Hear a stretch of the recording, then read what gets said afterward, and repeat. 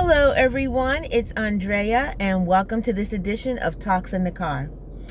Maya Angelou made a statement that people may not remember what you do, they may not remember what you say, but they will remember how you make them feel. And so today I want us to think about and to focus on how we are making people feel and how the people around us are making us feel. 3 little words, I love you, can change somebody's whole day, someone's whole atmosphere, give them a better mood, allow them to have some peace within themselves. 3 little words, I love you. But there are some more things that we can be saying that can allow people to feel good about themselves, give people encouragement, leave a lasting impression. I appreciate you. I honor you. I adore you. I celebrate you. These are 3 words that can really impact someone. It gives them a good feeling. It lets them know that they are wanted. It lets them know that they are appreciated. It lets them know that they are celebrated. So let's be mindful of how we are making people feel. When we leave somebody's presence, how are they left? Are they left feeling better, or are they left feeling worse? Are we encouraging people, or are we making them feel less wanted, less noticed? We have to be very mindful of our actions. We can't be held accountable, nor are we responsible for the way other people act.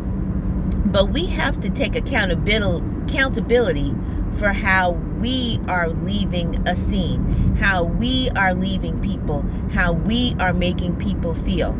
And in that same token, let's evaluate who we have on our team. Are people making us feel appreciated? Are people letting us feel that we are celebrated and that we are valued and that we are loved?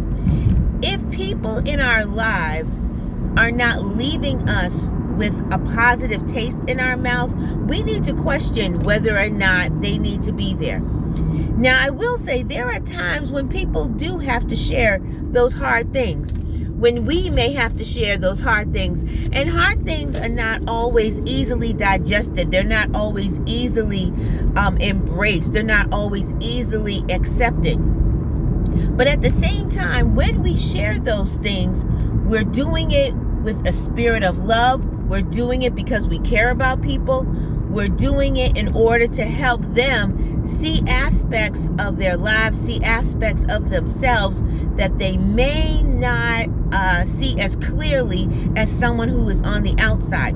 It's not done out of malice. It's not done out of hate. It's not done out of jealousy, but it's done out of genuine care for someone. So in those cases, while it may not feel good to you to hear certain things, while it may not feel good for somebody else to hear things that we may say, the motive is still correct. And in time, they'll be able to see that the things that we said were to their benefit and not to their detriment. So we're not talking about those things. But the times when we are being mean, the times when people are mean to us, the times when things are said out of jealousy, things are said out of hate, things are said just because people think that they can control us, those type of things, we have to be mindful of how we are leaving people.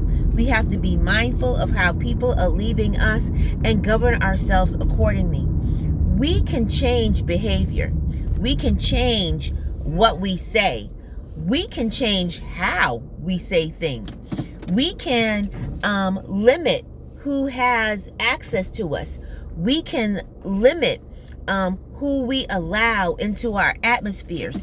If people are not leaving us feeling positive, if people are not leaving us feeling like we are worth something, they don't need to be in our lives. People experience abuse verbally, People experience hatred. People experience people trying to hold them down instead of trying to lift them up.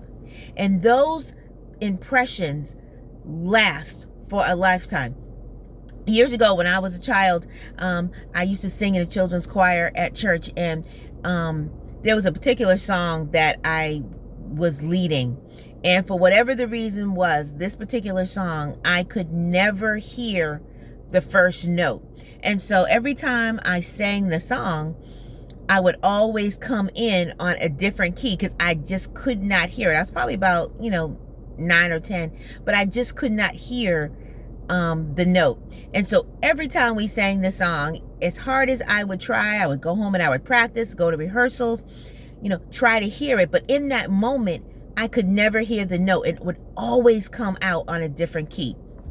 So one particular Sunday, we went to go sing this song, and I was trying and I was listening, and this particular time I actually got the note, and I was so proud of myself. They didn't have to do a key change, none of that. Sang the song, felt good about the song. But then after church, a lady came to me and she says, "Oh, Andrea, you decided to sing the song on key this time. You decided to sing the song in tune." And it broke me. And I felt so horrible. I remember going down to the bathroom and crying. And some of it was because this particular woman was a vocalist. She sang in a group. She sang regularly at church. And instead of encouraging me, instead of saying good job, instead of saying, something positive, she took that moment to highlight the fact that I did it right this time, but I didn't do it right all the other times, and I decided that I was going to sing the song in tune this time.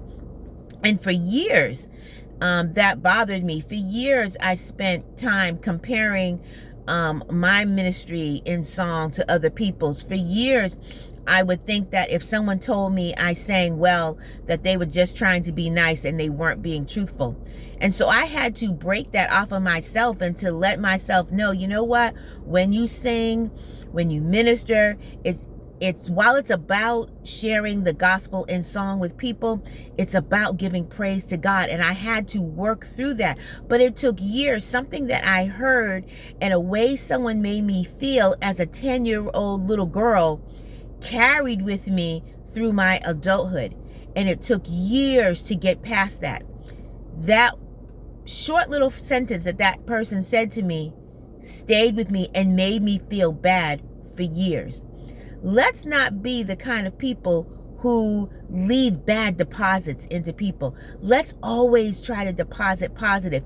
Even if it's hard, the way you say something is important. And I say this often, your how you say, how you react, how you convey something is just important as the content of what you're trying to say.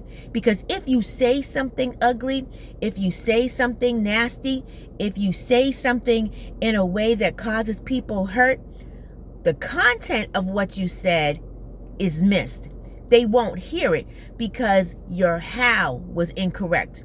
You could be right in what you said, but if your how is tainted with negativity, people are not going to hear you. People are not going to receive you. So on today, let's be mindful of how we are making people feel, how we are leaving them. Are we leaving people whole, or are we breaking people further down? And let's be mindful of who's around us.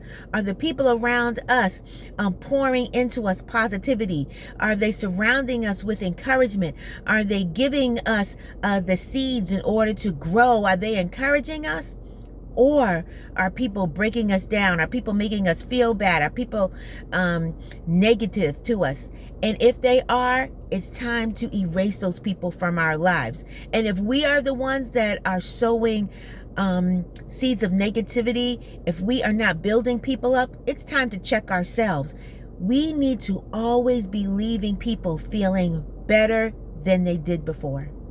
Have a wonderful day, and we'll see you next time on Talks in the Car.